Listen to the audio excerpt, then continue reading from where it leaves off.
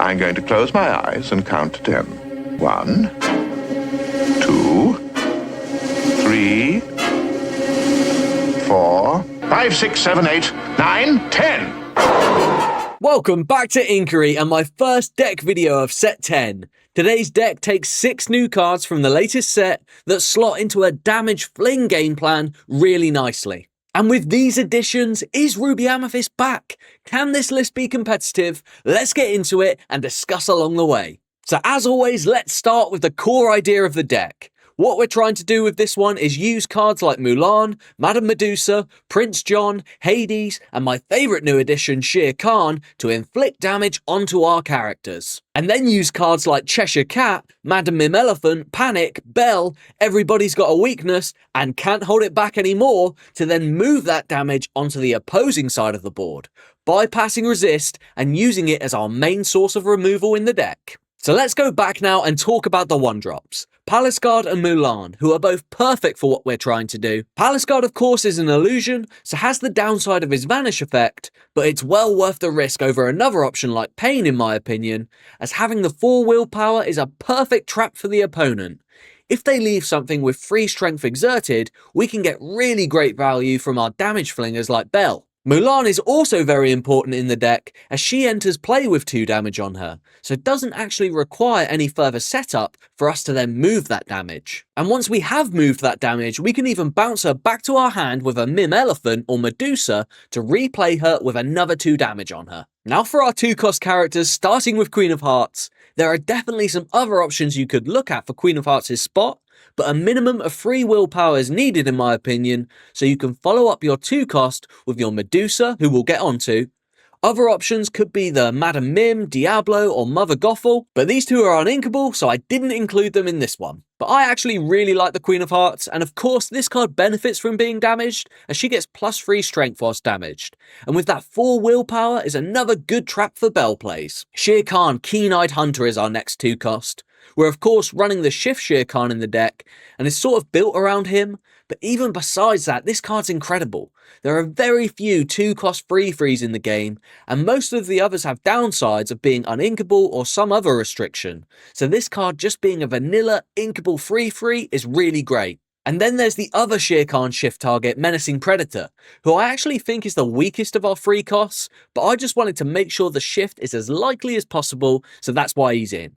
If you do find yourself consistently getting the shift off without this one, I'd definitely consider lowering or cutting him completely to make room for more of the top end of the deck.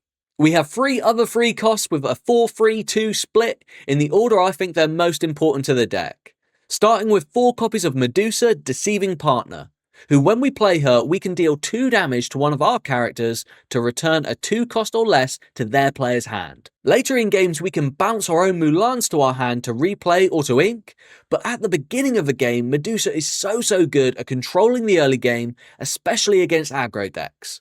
But also against opposing steel decks, returning their 2-cost can really disrupt their curve and delay them from singing a strength. Next up is Prince John, Frady Cat.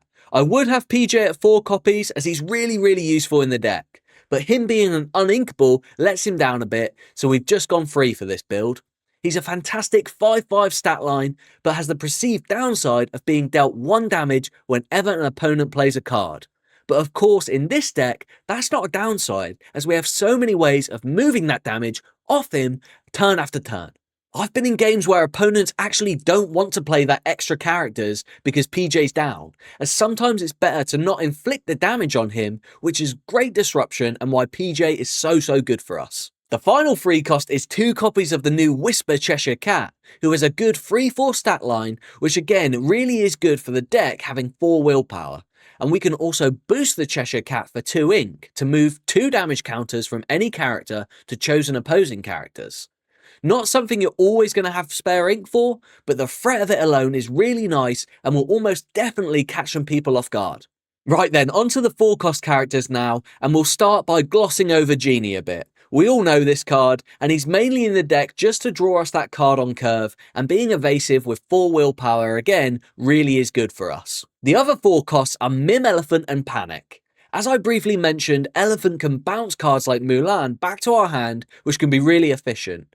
And at the start of each of our turns, we can move 2 damage counters from Mim to an opposing character. So with her having a whopping 7 willpower, she's our best target in the deck to play a Hades Ruthless Tyrant on, who inflicts 2 damage to draw us 2 cards. Then, turn after turn, Mim can move that herself without any other cards being required. Panic is the other option, who's a nice inkable 2-quester, which the deck does rely on a bit for lore power, and when we play him we can, you guessed it, move 2 damage counters to a chosen opposing character. I'm going to jump to our only song in the deck now, which is a new song to set 10 and will be sang most of the time by these 3 characters. Can't Hold It Back Anymore is a 4-cost uninkable song that suits the deck perfectly. Exert chosen opposing character, then move all damage counters from all other characters to that character. So a fantastic bit of removal that can be comboed to take out very large opposing threats. Sometimes we can have upwards of 6 or 7 damage counters on the board at any given time, quite regularly. So this song can and does take out cards that this deck may have struggled with in previous iterations. Okay, on to the 5 costs now. You may be surprised to see no Elsa, but I just couldn't fit her in, and by all means, Elsa Fifth Spirit is a brilliant card for this one, and if you find room for her, go ahead. We do have Belle Accomplished Mystic, as you'd expect. Belle is a 4/4 that quests for 2 and moves 3 damage counters when she's played. So when I talk about Belle traps, this is what I mean, and why 4 willpower is so crucial for the deck. Belle's been a staple in Blurple for quite some time now, so people do know how to play around her, but it's almost impossible to play around her, as well as all the other ways we have of inflicting damage on ourselves, then moving it. So an instant 4 of inclusion and a crucial part of the deck. The new Hades Looking for a Deal is our other 5 cost. Hades doesn't play a role in the damage moving side of things, but can be crucial card draw for us. I'd like more copies, but again, just couldn't squeeze them in with everything else going on. But Hades is great. When we play him, we choose an opposing character to remove and put on the bottom of the opponent's deck. Then they have the choice whether to do this or not. But if they don't, we draw 2 cards. So basically he reads, when you play him, draw 2 cards, which is so strong and a brilliant addition to the deck. Another new Set 10 addition is Demona. Yet again, another card we'd like more copies of because she's absolutely incredible after a Shere Khan shift. When played, Demona exerts all opposing characters. Then each player with fewer than 3 cards draws until they have 3 cards. So good card draw, but the exert ability is what we want, as Demona coming down on this turn 6 after a Shere Khan shift on 5 is insanely good, as we can banish the opposing board, then there's plenty of damage counters on our cards ready to start moving the turn after. Next is another Hades card, this one being Ruthless Tyrant, the most expensive card in the list, not including Shere Khan, as we always shift him. Hades is a 7-cost uninkable, so only really necessary in those longer games, but in games we do get to 7 and play Hades, he's so perfect as he's not only inflicting damage ready for us to move, but he also draws 2 cards whilst doing it, and every time he quests, we can add another 2 damage for another 2 cards. If this deck's allowed to get to that top end and start drawing cards and moving damage every turn, it really is super powerful, and Hades enables that nicely. Right, before we get into the big cat, one final card we need to talk about is Everybody's Got a Weakness.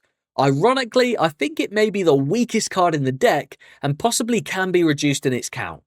This card is a 4-cost action that when played moves 1 damage counter from each character we have in play to an opposing character. Then we draw cards for each counter moved that way. So a great way to draw extra cards, but often we have to take a turn off from playing characters to play this. So it's a bit slow and affects our tempo in the game. Don't get me wrong, if used to banish the one opposing threat and drawing cards along the way, it's brilliant and definitely has its fun uses, hence why I have 4 copies. But it is quite situational, and now we have cards like Hades Looking for a Deal might not be entirely necessary. Okay, we finally got to the fierce and furious tiger himself. Shere Khan is one of my favourite new additions to set 10. As mentioned, he shifts for just 5 ink and has a huge 8/8 stat line, questing for 2 and having the awesome ability Wild Rage, allowing us to pay 1 ink as many times as we like per turn to deal 1 damage to him, which can ready him and blocks a quest. So some absolutely insane plays can open up with this card, where we shift him, then depending on ink, or maybe wait until the next turn, quest with him, pay the 1 ink, deal the damage and ready him, banish something, pay 1 ink to ready him, Sing can't hold it back anymore with him to move all the damage onto something else, pay 1, ready him, and keep chaining him like that to wipe boards. And the best thing is he doesn't actually need to be exerted to pay the 1 ink to deal the damage.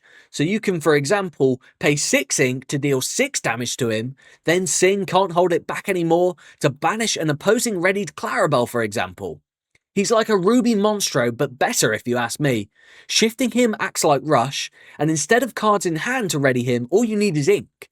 And with this deck having so many ways of moving the damage from him, he just becomes this almost impossible to remove weapon that can continually use to soak up damage and then move. Now Shere Khan and this deck in general does have its weaknesses, and unfortunately those weaknesses may prove very popular in the upcoming meta, with Prince Philip, Vanquisher of Foes being in some decks. Also, of course, cards that ink opposing characters like Hades or Into the Unknown can be a kryptonite. But no deck's without its weaknesses, and if you do find yourself coming up against tons of Prince Philips, our best and only counter to it would be to use Demona before they get to shift on the Royal Explorer to get rid of that combo. And that's pretty much it. I'm really loving the idea of this deck, and I just know there's so much room for innovation and new ideas that I haven't yet thought of. So leave your suggestions down in the comments and let's work together on this one. I'm convinced Shere Khan is perfect for this style of deck and can't wait to see what others cook up with him. Thanks so much for watching. It's really great to be back doing deck videos again. The new set and the upcoming meta really excites me and I can't wait to do some more. If you did enjoy, consider liking and subscribing, and I'll see you next time for another one.